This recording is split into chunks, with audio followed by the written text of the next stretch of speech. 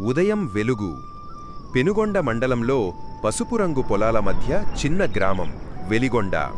అదే గ్రామంలో పండ్లకుల కుటుంబం నివసించేది. వారి ఇంట్లో 7గురు.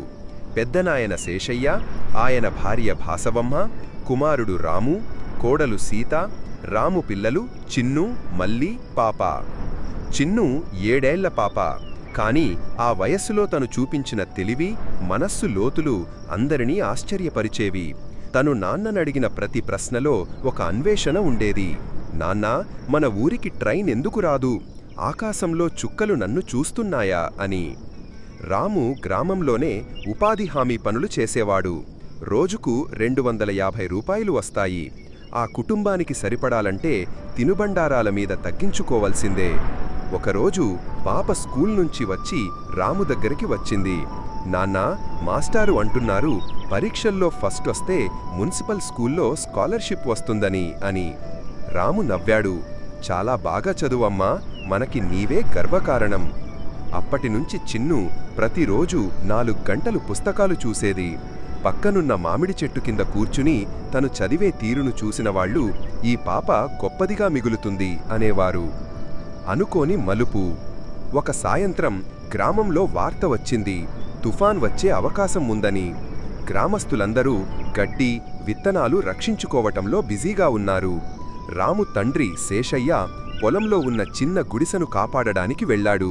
అయితే ఆ రాత్రే తుఫాన్ విలేజ్ మీద బలంగా దెబ్బతీసింది. గుడిసె కూలిపోయింది. శేషయ్య గాయపడ్డాడు. ఆయనకి 2ఏళ్లపాటు పనిచెయ్యలేని పరిస్థితి వచ్చింది. ఇక కుటుంబ బాధ్యతలన్నీ రాము మీదే. స్కూల్లో చెల్లించాల్సిన ఫీజు, ఇంటి ఖర్చులు అన్నీ కలిపి బరువు భారంగా మారిపోయింది. అలాంటి సమయంలో స్కూల్ మాస్టారు రామును పిలిచారు. మీ చిన్ను చాలా బాగా చదువుతోంది. మా స్కూల్ నుంచి టాలెంట్ స్కాలర్షిప్ కోసం ఆమె పేరును పంపాం. పరీక్ష హైదరాబాద్లో ఉంటుంది, వెళ్ళగలరా? రాము ఏమీ చెప్పలేదు.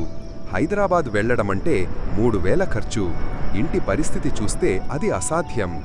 ఆ రాత్రి భాసవమ్మ బుడతడి పక్కన కూర్చుని బతకడం గురించి చెప్పింది. ప్రతి పేద ఇంటి బిడ్డకు బంగారు భవిష్యత్తుంటే అది తల్లిదండ్రుల త్యాగంతోనే. ఆశా వెలుగు. రాము తన పొలం మిగిలిన పంటను తక్కువ ధరకు అమ్మాడు. కొన్ని విత్తనాలపై అప్పు తీసుకున్నాడు. చిన్నును పట్టుకుని హైదరాబాద్ బయలుదేరాడు. చిన్ను పరీక్ష రాసింది. 2 గంటల పరీక్ష తరువాత బయటకి వచ్చిన చిన్ను కళ్లల్లో నమ్మకం ఉంది. రాము కళ్లల్లో వత్తిడి, భయంతో కలిసిన ఆశ. 1 వారం తరువాత గ్రామ స్కూల్లో పిలుపొచ్చింది. చిన్ను ఆ స్కాలర్షిప్లో రాష్ట్రంలో టాప్ అయ్యింది. ఆమెకు విద్యా ఫౌండేషన్ ద్వారా పూర్తి చదువుకు ఫండింగ్ లభిస్తుందని. ఆ వార్త విని పాప తల్లి సీత ఏడ్చేసింది. మన చిట్టి పాపకి ఎంత గొప్ప అవకాశమిచ్చారు దేవుడు. కొత్త జీవితం. చిన్ను నగరంలో చదవడం మొదలెట్టింది. కాని ఆమె తల్లిదండ్రులను మర్చిపోలేదు. ప్రతి నెల వీడియో కాల్ చేస్తూ, నాన్నా, నాకోసం మీరు చేసిన త్యాగం వృధా కాదు అంటుంది. ఆమె 10వ తరగతిలో రాష్ట్రం మొత్తంలో టాపర్ అయ్యింది. పత్రికల్లో ఆమె పేరు, ఫోటోలు వచ్చాయి. మీడియా వాళ్లు ఇంటర్వ్యూ చేస్తూ నువ్వు ఎవరు అని అడిగితే చిన్ను సమాధానం, నేను రాముని కూతురు, వెలిగొండ గ్రామంలో పుట్టిన పాప.